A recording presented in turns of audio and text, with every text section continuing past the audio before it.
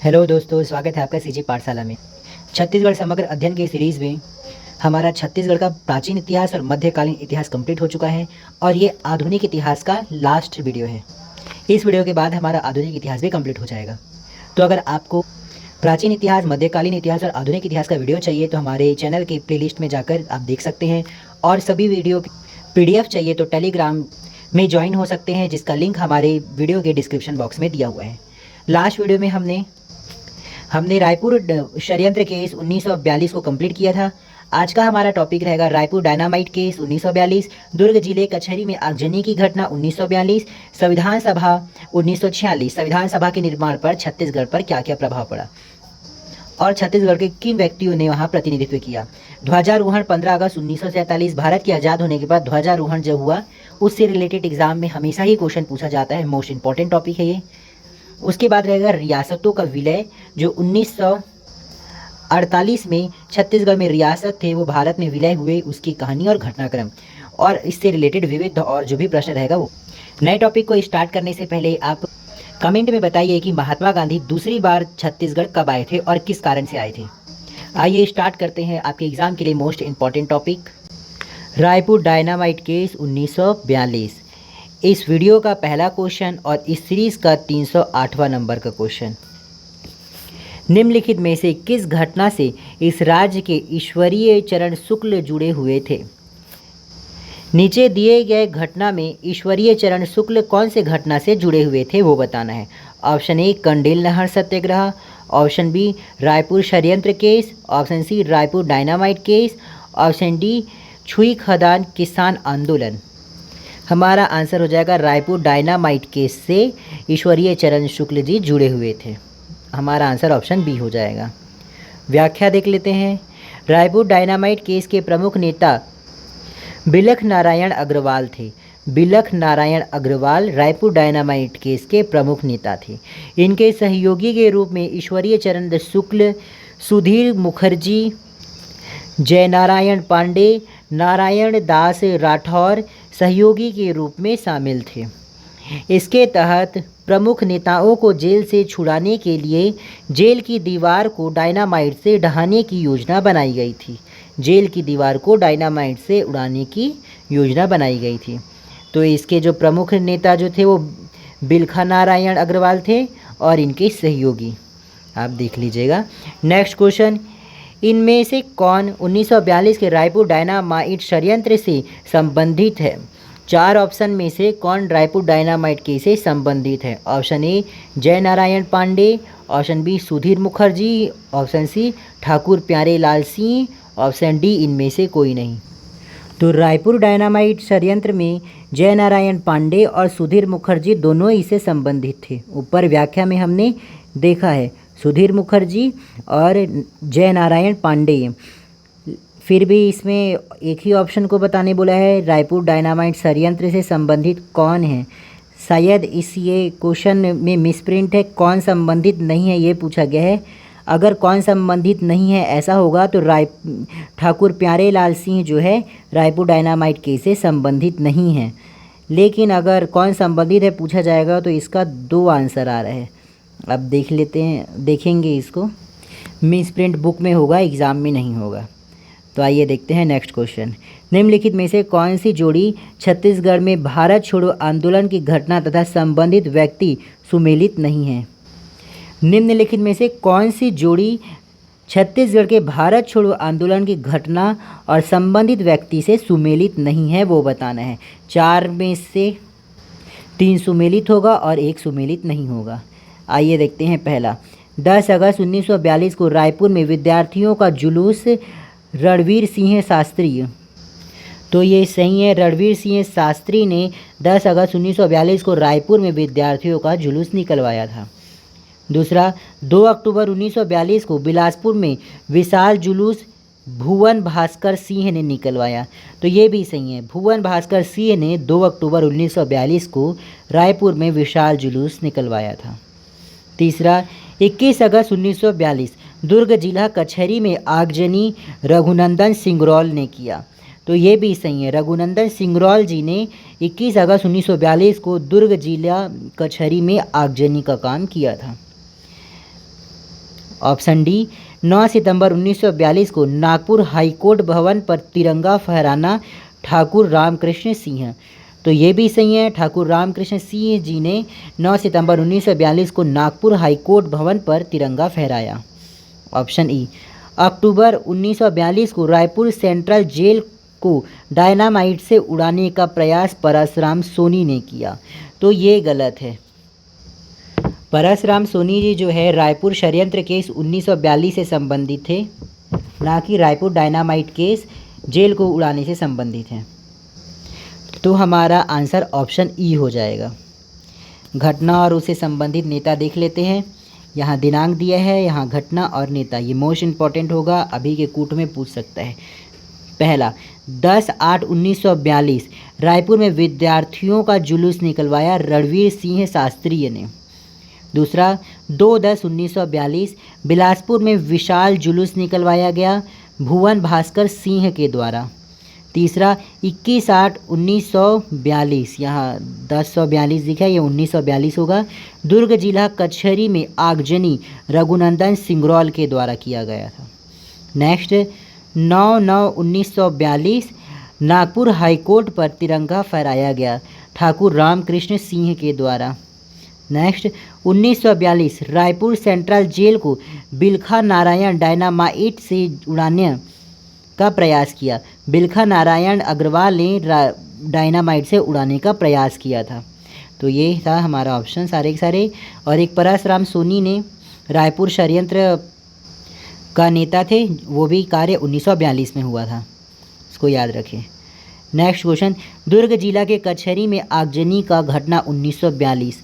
दुर्ग जिला के कचहरी में आगजनी का घटना 1942 मोस्ट इम्पॉर्टेंट टॉपिक है, एग्ज़ाम में पूछा जाता है। दुर्ग जिला कचहरी में जो आगजनी हुआ था वो कौन से आंदोलन के दौरान हुआ था? सबन्या अवज्ञा आंदोलन के दौरान, भारत छोड़ो आंदोलन के दौरान, या असहयोग आंदोलन के दौरान? तो याद रखिए ये भारत छोड़ो आंदोलन के दौरान यह घटना हुआ था। आइए देखते हैं इस टॉपिक का पहला क्वेश्चन। भारत छोड़ो आंदोलन के दौरान छत्तीसगढ़ के दुर्ग नगर में लेटर बॉक्स उखाड़ने एवं जिला कचहरी में आग लगाने वाला क्रांतिकारी निम्नलिखित में से कौन था? तो ऊपर व्याख्या में हमने देखा है रघुनंदन सिंगरौल जी जो है वो कचहरी में आग जलाने वाले थे और लेटर बॉक्स उखाड़ने वाले भी यही थे। व्याख्या में इसी चीज़ को दिया है। नेक्स्ट क्वेश्चन सन 1942 में दुर्ग कचहरी में क्रांतिकारी आगजनी घटना से संबंधित नाम है। तो रघुनंदन सिंगरौल ने आगजनी का घटना अंजाम दिया था, इसलिए हमारा आंसर ऑप्शन ए हो जाएगा। नेक्स्ट क्वेश्चन भारत छोड़ो आंदोलन के दौरान इस राज्य के निम्नलिखित में से किस स्थान पर जिला कचहरी में आग लगाने का प्रयास किया गया था? तो ये दुर्ग में किया गया था। हमारा आंसर ऑप्शन डी हो जाएगा। ऊपर व्याख्या में हम लोग देख लिए हैं, इसलिए डायरेक्ट आंसर देख रहे हैं। एक ही वीडियो में ज़्यादा से ज़्यादा क्वेश्चन करने के लिए ये ज़रूरी भी है। नेक्स्ट क्वेश्चन प्रखंड स्वतंत्रता संग्राम सेनानी सिंगरौल के कर्तव्य स्थल जिले को चुनिए। क्वेश्चन के कहने का मतलब है जो सिंगरौल है, क्रांतिकारी रघुनंदन सिंगरौल के कर्तव्य स्थल को चुनना है जहाँ पे उन्होंने लेटर बॉक्स को उखाड़ा था और कचहरी में आगजनी की थी। तो वो कहाँ पे किया था? तो ऊपर हमने देखा है वो दुर्ग में किया था। तो हमारा आंसर ऑप्शन बी हो जाएगा। नेक्स्ट क्वेश्चन निम्नलिखित में से कौन सी जोड़ी भारत छोड़ो आंदोलन के दौरान छत्तीसगढ़ में हुई घटनाओं के संदर्भ में सुमेलित है? कौन सा सुमेलित है वो बताना है। तो 4 ऑप्शन में से 3 सुमेलित नहीं होगा और 1 सुमेलित होगा। ऑप्शन ए रायपुर में भूमिगत क्रांतिकारी आंदोलन मगनलाल बागड़ी द्वारा। तो ये गलत है। रायपुर में भूमिगत क्रांतिकारी आंदोलन मगनलाल बागड़ी द्वारा नहीं किया गया था। ऑप्शन बी रायपुर डायनामाइट कांड रणवीर शास्त्री। तो ये भी गलत है। ऑप्शन सी बिलासपुर में रेलवे स्टेशन क्षतिग्रस्त करना राजकिशोर वर्मा द्वारा। तो ये भी गलत है। ऑप्शन डी दुर्ग में जिला कचहरी को आग लगाना रघुनंदन सिंगरौल के द्वारा। तो ये सही है।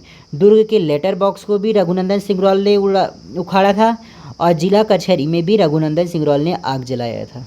तो हमारा आंसर ऑप्शन डी हो जाएगा। कौन सा सुमेलित है ये पूछा गया है। तो हमारा नेक्स्ट इंपॉर्टेंट टॉपिक संविधान सभा 1946। इस समय भारत में संविधान सभा का निर्माण होता है, जिसमें छत्तीसगढ़ से भी अनेक व्यक्ति निर्वाचित होते हैं। तो उन्हीं से संबंधित यह क्वेश्चन है जो आपके एग्ज़ाम के लिए महत्वपूर्ण हो सकते हैं।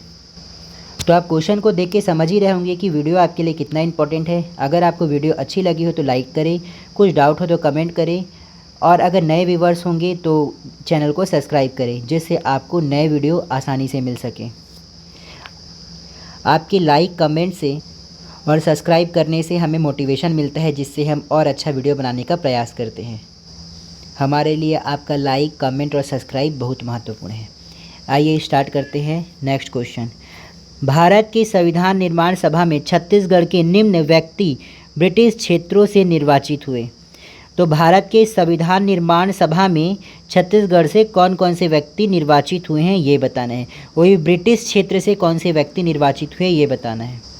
भारत के संविधान सभा निर्माण करने के समय में छत्तीसगढ़ से ब्रिटिश प्रांतों से भी निर्वाचित हुए थे, देसी रियासतों से भी निर्वाचित हुए थे, और रियासतीय जनता के द्वारा भी निर्वाचित हुए थे। तो वे कौन कौन है वो देखना है, लेकिन इस क्वेश्चन में हमको ब्रिटिश क्षेत्रों से निर्वाचित सदस्यों को देखना है, केवल ब्रिटिश क्षेत्रों के निर्वाचित सदस्य। अ रविशंकर शुक्ल, बा ई राघवेंद्र राव, सा ठाकुर छेदीलाल, द घनश्याम सिंह गुप्त। तो ई राघवेंद्र राव को छोड़कर रविशंकर शुक्ल, ठाकुर छेदीलाल और घनश्याम सिंह गुप्त, ये तीनों के तीनों ब्रिटिश क्षेत्र से निर्वाचित हुए थे। इसके अकॉर्डिंग हमारा आंसर ऑप्शन डी हो जाएगा। अ, सा एवं द सही है। व्याख्या, भारत के संविधान निर्माण सभा में छत्तीसगढ़ के निम्न व्यक्ति निर्वाचित हुए थे। आइए देखते हैं। ब्रिटिश प्रांत से पंडित रविशंकर शुक्ल, जो रायपुर से निर्वाचित हुए थे। ठाकुर बैरिस्टर छेदीलाल बिलासपुर से निर्वाचित हुए थे। घनश्याम सिंह गुप्त दुर्ग से निर्वाचित हुए थे। मोस्ट इम्पॉर्टेंट है, कहाँ कौन से क्षेत्र से निर्वाचित हुए हैं ये भी याद रखें, कूट में पूछ सकता है। नेक्स्ट है देसी रियासतों से निर्वाचित सदस्य। सामंती नरेश, यहाँ से रघुराज सिंह दीवान निर्वाचित हुए थे, जो सरगुजा रियासत से थे। नेक्स्ट, रियासती जनता, इस क्षेत्र से राम प्रसाद पोटई कांग्रेस से। पंडित किशोर मोहन का प्रतिनिधित्व त्रिपाठी रायगढ़। पंडित किशोर मोहन ने अपने प्रतिनिधित्व त्रिपाठी रायगढ़ से भेजा था। इंपॉर्टेंट है।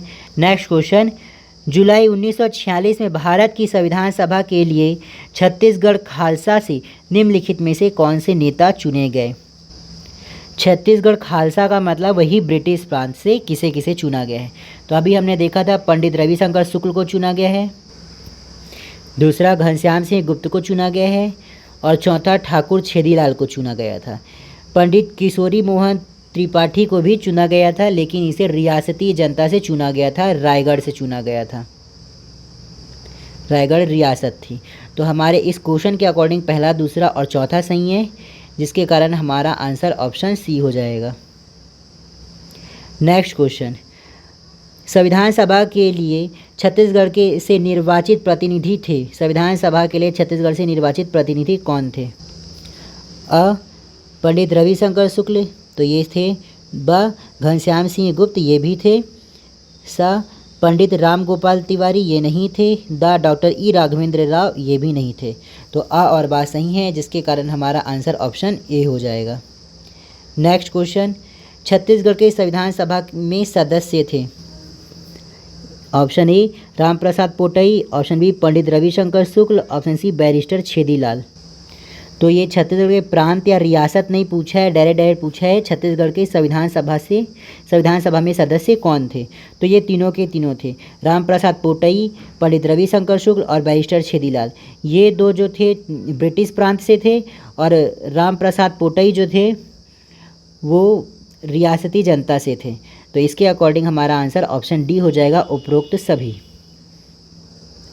नेक्स्ट क्वेश्चन, संविधान निर्मात्री सभा के सदस्य के रूप में छत्तीसगढ़ सामंती नरेशों की ओर निम्नलिखित में से किसका निर्वाचन हुआ था। तो ऊपर व्याख्या में हमने देखा था रघुराज सिंह का हुआ था, जो दीवान थे सरगुजा रियासत के। तो हमारा आंसर ऑप्शन ए हो जाएगा। नेक्स्ट क्वेश्चन, 1947 में संविधान निर्माती परिषद में छत्तीसगढ़ के रियासत के नामजद प्रतिनिधि थे। तो छत्तीसगढ़ रियासत का पूछा गया, छत्तीसगढ़ रियासत से नामजद प्रतिनिधि कौन थे? हमारा आंसर ऑप्शन सी हो जाएगा, रघुराज सिंह थे। कहाँ से थे? सरगुजा रियासत से। नेक्स्ट क्वेश्चन, संविधान सभा में शामिल छत्तीसगढ़ के सदस्य का क्या नाम है? संविधान सभा में शामिल छत्तीसगढ़ के सदस्य का क्या नाम है? तो ऑप्शन ए द्वारका प्रसाद मिश्र, ये नहीं थे। ऑप्शन बी माधवराव सप्रे, ये भी नहीं थे। ऑप्शन सी राम प्रसाद पोटई, ये थे। पोटई सरनेम से याद रख लेना। तो हमारा आंसर ऑप्शन सी हो जाएगा, रामदयाल तिवारी तो नहीं थे। नेक्स्ट क्वेश्चन, 1946 ईस्वी में भारत की संविधान सभा के लिए छत्तीसगढ़ से निर्वाचित सदस्यों में निम्नलिखित में से कौन नहीं था? ऑप्शन ए पंडित रविशंकर शुक्ल, ये तो थे। ऑप्शन बी बैरिस्टर छेदीलाल, ये भी थे। ऑप्शन सी घनश्याम सिंह गुप्त, ये भी थे। ऑप्शन डी ठाकुर प्यारेलाल सिंह, ये नहीं थे। और पूछा गया है कौन संविधान सभा में नहीं था, छत्तीसगढ़ से निर्वाचित सदस्य में नहीं था। तो हमारा आंसर ऑप्शन डी हो जाएगा। अब इसके बाद हमारा टॉपिक आता है ध्वजारोहण। 15 अगस्त 1947 को जब भारत आज़ाद हुआ था तो ध्वजारोहण हुआ, उससे संबंधित महत्वपूर्ण क्वेश्चन। आइए देखते हैं पहला क्वेश्चन। इस टॉपिक में आपको यह पता चलेगा कि 15 अगस्त 1947 में विभिन्न नेताओं ने अनेक प्रमुख स्थलों पर तिरंगा झंडा फहराया था। तो वे कौन सा स्थल था और वो कौन से नेता थे, मोस्ट इम्पॉर्टेंट है। आइए देखते हैं पहला क्वेश्चन। 15 अगस्त 1947 को रायपुर के गांधी चौक में किसने झंडा फहराया था? रायपुर के गांधी चौक में किसने झंडा फहराया था? Option A Shivdas Daga, option B Pandit Lakshmi Narayan Das, option C Thakur Chhedilal, option D Waman Rao Lakhe, option E इनमें से कोई नहीं। तो वामन राव लाखे ने 15 अगस्त 1947 को रायपुर के गांधी चौक में झंडा फहराया था। हमारा आंसर ऑप्शन डी हो जाएगा। व्याख्या में देख लेते हैं। 15 अगस्त 1947 को विभिन्न नेताओं ने अनेक प्रमुख स्थलों पर झंडा फहराया। देखते हैं उनका विवरण। नेता यहाँ पे दिया और स्थल। पहला, पंडित रविशंकर शुक्ल जी ने सीताबर्डी किला नागपुर में फहराया था। दूसरा, घनश्याम सिंह गुप्त, इन्होंने दुर्ग में झंडा फहराया था। तीसरा, राम गोपाल तिवारी गांधी चौक बिलासपुर में फहराया था। गांधी चौक बिलासपुर में फहराया था। चौथा, R K. Patil police line Raipur में फहराया था। पांचवा, वामन राव लाखे गांधी चौक रायपुर में फहराया था। तो बिलासपुर और रायपुर में कंफ्यूज ना हो जाना। वामन राव लाखे जो है गांधी चौक रायपुर में फैलाया था और राम गोपाल तिवारी गांधी चौक बिलासपुर में फहराया था। नेक्स्ट क्वेश्चन, 15 अगस्त 1947 को पुलिस लाइन रायपुर में राष्ट्रीय ध्वज किसने फहराया था? हमारा आंसर ऑप्शन बी हो जाएगा, आर.के. पाटिल ने फहराया था। ऊपर हमने देखा है। नेक्स्ट क्वेश्चन, 15 अगस्त 1947 को दुर्ग में ध्वजारोहण किसके द्वारा किया गया था? तो दुर्ग में ध्वजारोहण श्री घनश्याम सिंह गुप्त के द्वारा किया गया था। ऑप्शन सी हमारा आंसर हो जाएगा। नेक्स्ट क्वेश्चन, निम्नलिखित में से कौन सी जोड़ी घटना एवं व्यक्ति सुमेलित नहीं है? कौन सा सुमेलित नहीं है वो बताना है। तो यहाँ हमें 5 ऑप्शन दिया है, उसमें से 4 ऑप्शन सुमेलित होगा और 1 ऑप्शन सुमेलित नहीं होगा। आइए देखते हैं। ऑप्शन पहला, समोदा में राजनीतिक सम्मेलन 7 से 8 दिसंबर 1946 डॉक्टर खूबचंद बघेल। तो ये सही है। समोदा में राजनीतिक सम्मेलन 7 से 8 दिसंबर तक 1946 डॉक्टर खूबचंद बघेल द्वारा हुआ था। ऑप्शन बी, बिलासपुर में विद्यार्थी सप्ताह 13 से 15 दिसंबर 1946 भुवन भास्कर सिंह के द्वारा किया गया। तो ये भी सही है। ऑप्शन सी, तहसील राजनीतिक सम्मेलन बेमेतरा 31 दिसंबर 1946 मोहनलाल बाकलीवाल के द्वारा किया गया था। मोहनलाल बाकलीवाल के द्वारा 31 दिसंबर 1946 में तहसील राजनीतिक सम्मेलन बेमेतरा में किया गया। तो ये भी सही है। ऑप्शन डी, रायपुर के गांधी चौक में तिरंगा फहराना 15 अगस्त 1947 पंडित रविशंकर शुक्ल। तो ये गलत है और यही हमारा आंसर हो जाएगा, क्योंकि कौन सा सुमेलित नहीं है वो बताना था।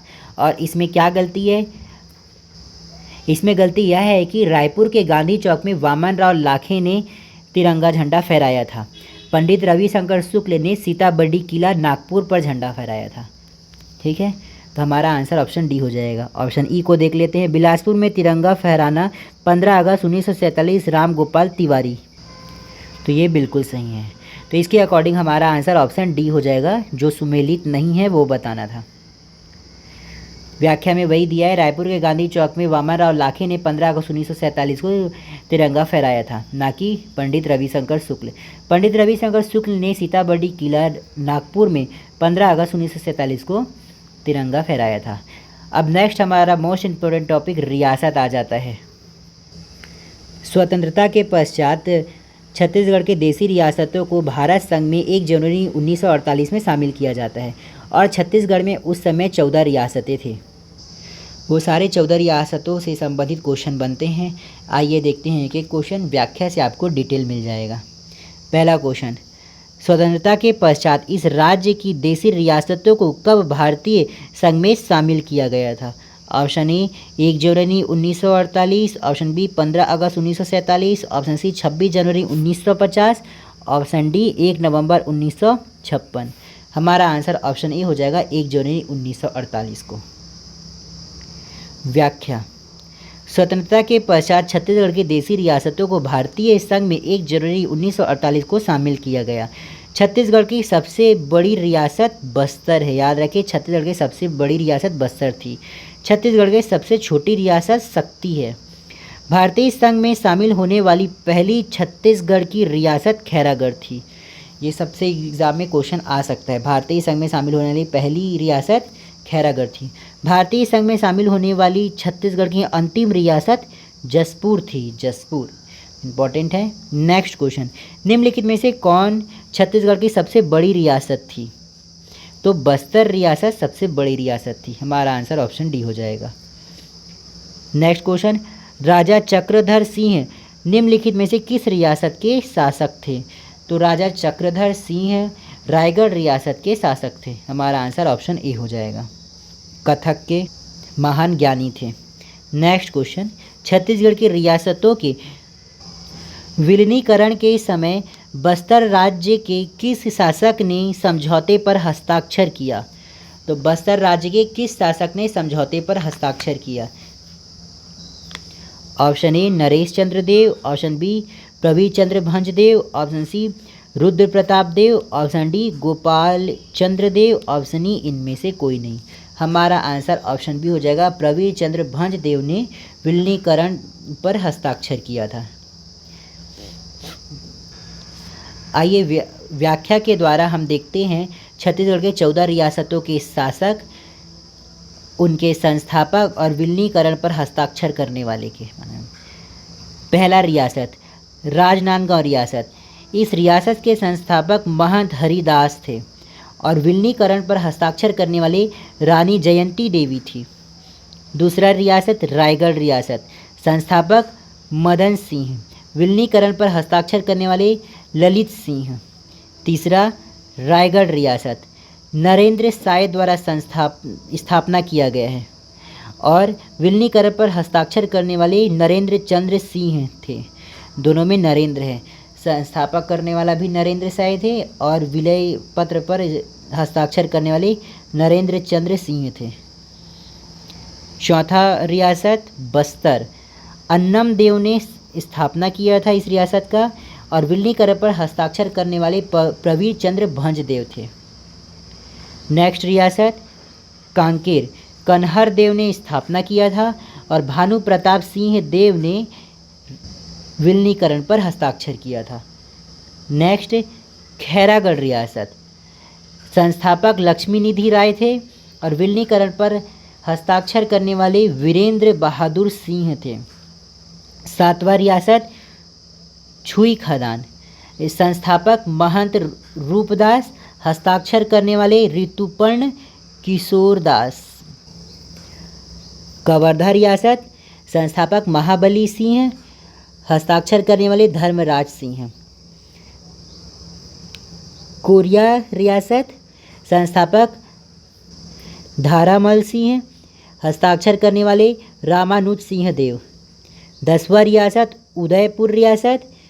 मदन सिंह द्वारा स्थापना और चंद्रचूर्ण प्रताप सिंह देव द्वारा हस्ताक्षर किया गया। नेक्स्ट रियासत शक्ति। संस्थापक हरि व गुज्जर, हस्ताक्षर करने वाले लीलाधर सिंह। नेक्स्ट रियासत सरगुजा। यहाँ रक्सेल वंश था सरगुजा में। इस वंश के संस्थापक विष्णु प्रताप सिंह थे और हस्ताक्षर करने वाले विष्णु प्रसाद सिंह हैं, तो ये गलत होगा, दोनों का दोनों विष्णु प्रताप लिखा हुआ है। सरगुजा रियासत के संस्थापक विष्णु प्रताप सिंह देव है, लेकिन हस्ताक्षर करने वाले रामानुज शरण सिंह देव थे। रामानुज शरण सिंह देव, रामानुज शरण सिंह देव थे। यहाँ प्रिंटिंग मिस्टेक है। यहाँ कोरिया और सरगुजा के हस्ताक्षरकर्ता में कंफ्यूज ना हो। कोरिया के जो हस्ताक्षर करता थे वो रामानुज प्रताप सिंह देव थे। रामानुज प्रताप सिंह देव, यहाँ रामानुज सिंह देव लिखा है, रामानुज प्रताप सिंह देव कोरिया के हस्ताक्षर करता थे। और सरगुजा के जो थे वो रामानुज शरण सिंह देव है, याद रखें। नेक्स्ट रियासत है चांग बखार रियासत। इसके संस्थापक जगदीश सिंह थे और हस्ताक्षरकर्ता कृष्ण प्रताप सिंह थे।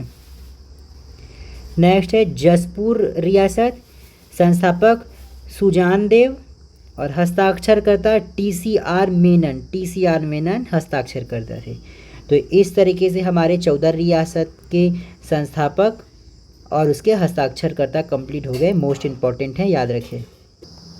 नेक्स्ट क्वेश्चन, देसी रियासतों के विलीनीकरण में राजनांदगांव रियासत से किसने हस्ताक्षर किया? तो रानी जयंती देवी ने हस्ताक्षर किया था। हमारा आंसर ऑप्शन सी हो जाएगा, ऊपर व्याख्या में देखा गया है। नेक्स्ट क्वेश्चन, कवर्धा रियासत के संस्थापक किस राजा को माना जाता है? कवर्धा रियासत के संस्थापक राजा महाबली सिंह को माना जाता है। हमारा आंसर ऑप्शन ए हो जाएगा। नेक्स्ट क्वेश्चन, भटगांव जमींदारी का प्रथम जमींदार कौन था?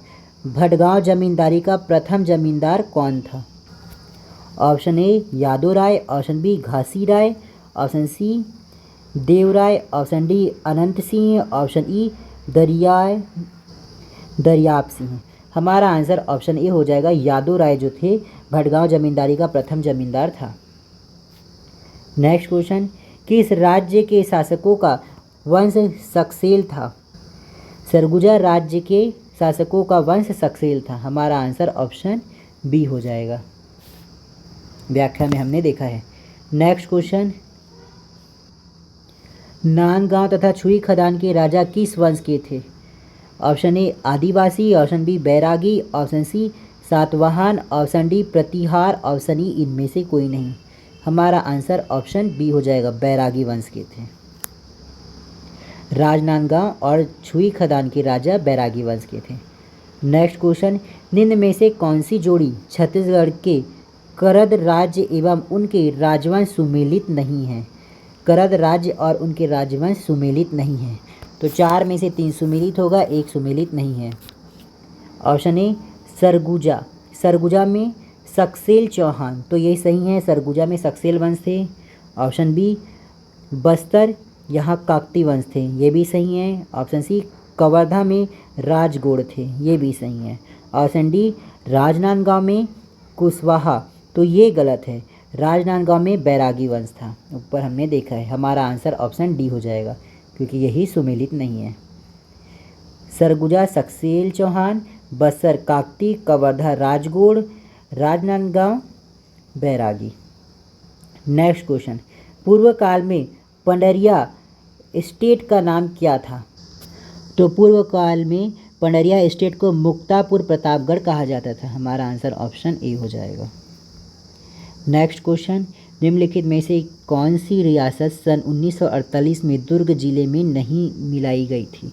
1948 में दुर्ग जिले में कौन से रियासत को नहीं मिलाई गई थी? Option A Kawardha, option B Khairagarh, option C Rajnandgaon, option D Balod. हमारा आंसर ऑप्शन डी बालोद हो जाएगा। व्याख्या, सन 1948 में दुर्ग जिले में बालोद रियासत को नहीं मिलाया गया था।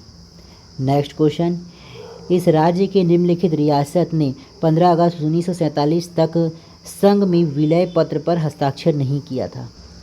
15 अगस्त 1947 तक विलय पत्र में किसने हस्ताक्षर नहीं किया था वो बताना है। Option A Raigarh, option B Kawardha, option C Jaspur, option D Sakti. हमारा आंसर ऑप्शन सी जसपुर हो जाएगा। व्याख्या, छत्तीसगढ़ की राजनांदगांव तथा जसपुर रियासत ने 15 अगस्त 1947 तक संघ में विलय पत्र पर हस्ताक्षर नहीं किया था। राजनांदगांव और जसपुर रियासत ने नहीं किया था, याद रखें। नेक्स्ट क्वेश्चन, छत्तीसगढ़ की करद रियासतों के भारतीय संघ में विलीनीकरण के संबंध में कौन सा कथन असत्य है?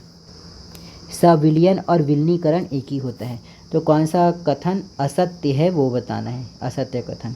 ऑप्शन ए, सविलय प्रक्रिया 1 जन 1948 को पूर्ण हुई, तो ये जन मतलब जनवरी लिखा है शायद, इसके अकॉर्डिंग सही है। सविलयन प्रक्रिया 1 जनवरी 1948 को पूर्ण हुई।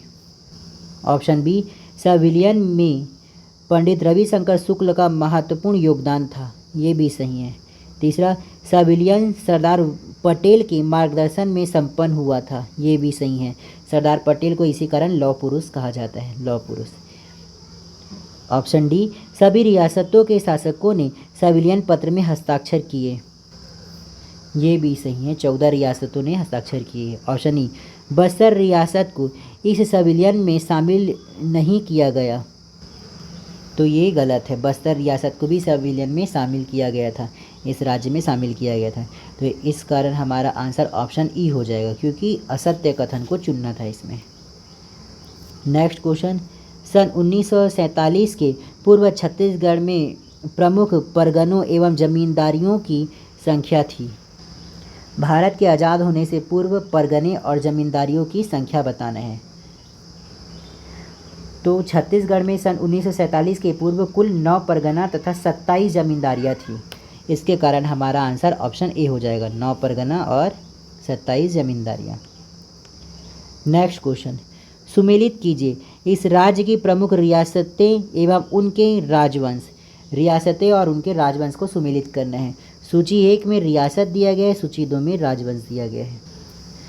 पहला दिया है सरगुजा, तो सरगुजा में रक्सेल चौहान होते थे जो राजपूत हुआ करते थे, इसके कारण हमारा ए का जो है वो तीसरा हो जाएगा।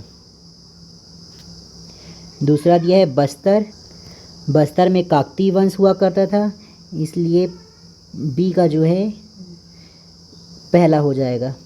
तीसरा दिया है रायगढ़, रायगढ़ में राजगोड़ हुआ करते थे, तो राजगोड़ जो है इसमें चौथा। और राजनांदगांव में बैरागी हुआ करते थे, तो ये इसका हो जाएगा डी। तो इसके अकॉर्डिंग हमारा ए का जो है तीसरा, बी का पहला, सी का चौथा और डी का दूसरा। इसके अकॉर्डिंग हमारा आंसर हो जाएगा ऑप्शन सी, ए का तीसरा, बी का पहला, सी का चौथा और डी का दूसरा। नेक्स्ट क्वेश्चन देखते हैं, व्याख्या में यही लिखा हुआ है, भौगोलिक परिस्थिति, सामाजिक व्यवस्था, भूमि की व्यवस्था के कारण छत्तीसगढ़ में जमींदारियों का अस्तित्व नैसर्गिक व अनिवार्य रहा। यह कथन किसका है? तो यह कथन मी जेनकिंस ने दिया था, हमारा आंसर ऑप्शन ए हो जाएगा। नेक्स्ट क्वेश्चन, छत्तीसगढ़ की रियासतों में जनसंघर्ष के लिए गठित छत्तीसगढ़ काउंसिल ऑफ एक्शन के सर्वमान्य नेता कौन थे? तो इस काउंसिल के नेता ठाकुर प्यारेलाल सिंह थे, हमारा आंसर ऑप्शन डी हो जाएगा। छत्तीसगढ़ के रियासतों की सविलियन के लिए सन 1946 में गठित छत्तीसगढ़ काउंसिल ऑफ एक्शन के सर्वमान्य नेता और अध्यक्ष ठाकुर प्यारेलाल सिंह थे, याद रखें। नेक्स्ट है विविध, यहाँ पे हमारा छत्तीसगढ़ के आधुनिक भारत का पूरा टॉपिक से क्वेश्चन कंप्लीट हो गया। अब ये विविध है जो मिसलेनियस अलग से जो क्वेश्चन पूछे जाते हैं। तो आइए देखते हैं इसका पहला क्वेश्चन, रत्नाकर झा किस स्थान के स्वतंत्रता संग्राम सेनानी थे? Option A Raipur, option B Rajnandgaon, option C Bilaspur, option D Raigarh, option E इनमें से कोई नहीं। तो रत्नाकर झा इनमें से स्वतंत्रता सेनानी नहीं थे, हमारा आंसर ऑप्शन ई हो जाएगा, क्योंकि रत्नाकर झा दुर्ग से थे, तो ये दुर्ग के स्वतंत्रता सेनानी थे। नेक्स्ट क्वेश्चन, इस राज्य के निम्नलिखित में से किस नेता ने गांधी जी के पूर्व ही अछूत उद्धार का कार्य प्रारंभ किया था? गांधी जी के पूर्व ही अछूतो उद्धार किस नेता ने प्रारंभ किया था? हमारा आंसर ऑप्शन डी हो जाएगा, पंडित सुंदरलाल शर्मा ने किया था। व्याख्या, छत्तीसगढ़ में महात्मा गांधी के अछूतो उद्धार कार्यक्रम के पूर्व ही पंडित सुंदरलाल शर्मा ने अछूतो उद्धार कार्यक्रम शुरू किया था। नेक्स्ट क्वेश्चन, छत्तीसगढ़ के प्रसिद्ध स्वतंत्रता संग्राम सेनानी श्री गजाधर साव किस तहसील से संबंधित थे? तो गजाधर साव जो थे मुंगेली तहसील के थे, मुंगेली तहसील, जो इस ऑप्शन में नहीं दिया है। तो हमारा आंसर ऑप्शन ई इनमें से कोई नहीं हो जाएगा, याद रखें। नेक्स्ट क्वेश्चन, रायपुर जिला कांग्रेस कमेटी के प्रथम अध्यक्ष कौन थे? रायपुर जिला कांग्रेस कमेटी के प्रथम अध्यक्ष कौन थे? तो इस कांग्रेस कमेटी के प्रथम अध्यक्ष बैरिस्टर CM ठक्कर थे। हमारा आंसर ऑप्शन सी हो जाएगा। नेक्स्ट क्वेश्चन, रायपुर के मोती बाग का पुराना नाम क्या था? रायपुर के मोती बाग का पुराना नाम विक्टोरिया बाग था। हमारा आंसर ऑप्शन ई हो जाएगा। नेक्स्ट क्वेश्चन, निम्नलिखित में से किस स्वतंत्रता संग्राम सेनानी ने कहा था, मुझे मोक्ष प्यारा नहीं है, मैं फिर जन्म लूँगा? मुझे मोक्ष प्यारा नहीं, मैं फिर जन्म लूँगा, ये किसने कहा था? तो ये माधवराव सप्रे ने कहा था। हमारा आंसर ऑप्शन डी हो जाएगा। नेक्स्ट क्वेश्चन, सुमेलित कीजिए घटना एवं वर्ष। सूची 1 में घटना दिया गया है, सूची 2 में वर्ष दिया गया है। पहला, छत्तीसगढ़ रेलवे का बंगाल नागपुर रेलवे में विलय। तो छत्तीसगढ़ रेलवे का बंगाल नागपुर में रेलवे में विलय 1887 में हुआ। तो इसका हो जाएगा दूसरा। रुद्री नहर का निर्माण, दूसरा घटना है रुद्री नहर का निर्माण, यह 1912 में हुआ था। तो इसका हो जाएगा चौथा। तीसरा, रायपुर में सेंट पॉल स्कूल की स्थापना, रायपुर में सेंट पॉल स्कूल की स्थापना 1893 में हुआ था। तो इसका हो जाएगा पहला। नेक्स्ट घटना है, रायपुर में छत्तीसगढ़ महाविद्यालय प्रारंभ हुआ था, ये 1938 में हुआ था। इसका इसलिए तीसरा हो जाएगा। इसके अकॉर्डिंग ए का जो है दूसरा, बी का चौथा, सी का पहला और डी का तीसरा है, जो हमारे ऑप्शन बी में दिया है। हमारा आंसर ऑप्शन बी हो जाएगा। यहाँ व्याख्या में देख लीजिए, मोस्ट इम्पॉर्टेंट है ये। नेक्स्ट क्वेश्चन है हमारा, निम्नलिखित घटनाओं को कालक्रमानुसार व्यवस्थित कीजिए। तो इसको सीक्वेंस में जमाना है, ये जो घटना दिया गया है। पहला घटना, रायपुर जेल में डायनामाइट कांड। रायपुर जेल में डायनामाइट कांड 1942 में हुआ था। दूसरा, गांधी जी की इस राज्य को दूसरी भेंट, मतलब गांधी जी इस राज्य में दूसरी बार कब आए, शायद यही बोला जा रहा है। तो वो 1933 में आए थे। तीसरी घटना, महासमुंद तमोरा का जंगल सत्याग्रह। यह जंगल सत्याग्रह 1930 में हुआ था, 1930 में। और चौथा, कंडेल नहर सत्याग्रह, ये तो सबसे पहले हुआ था। इसके बाद गांधी जी पहली बार छत्तीसगढ़ आए थे, ये 1920 में हुआ था। तो इसके अकॉर्डिंग चौथा, फिर तीसरा, फिर दूसरा, फिर पहला है। हमारा आंसर ऑप्शन डी हो जाएगा। व्याख्या में यहाँ दिया है, इसको देख लीजिएगा। अब यहाँ पे हमारा आधुनिक भारत का मैक्सिमम टॉपिक कंप्लीट हो गया। अब जनजाति विद्रोह, मजदूर आंदोलन एवं किसान आंदोलन से संबंधित क्वेश्चन आएगा। ये अलग से ही चैप्टर है, लेकिन मैं इसके मॉडर्न हिस्ट्री में ही कंप्लीट कराऊंगा छत्तीसगढ़ के। जनजाति विद्रोह, मजदूर आंदोलन एवं किसान आंदोलन, ये मोस्ट इम्पॉर्टेंट टॉपिक होगा। ये सारे के सारे एक साथ देखेंगे। तो अगर वीडियो अच्छी लगी हुई और अभी तक अगर आप हमारे वीडियो में बने हुए हैं तो वीडियो को लाइक करें, कमेंट करें, शेयर करें और नए व्यूवर्स जो हैं वो सब्सक्राइब करें। और अगर वीडियो का PDF चाहिए तो हमारे टेलीग्राम में ज्वाइन हो जाए, लिंक हमारे वीडियो के डिस्क्रिप्शन बॉक्स में है। और पुराने वीडियो को प्लेलिस्ट के द्वारा देख सकते हैं। Thank you.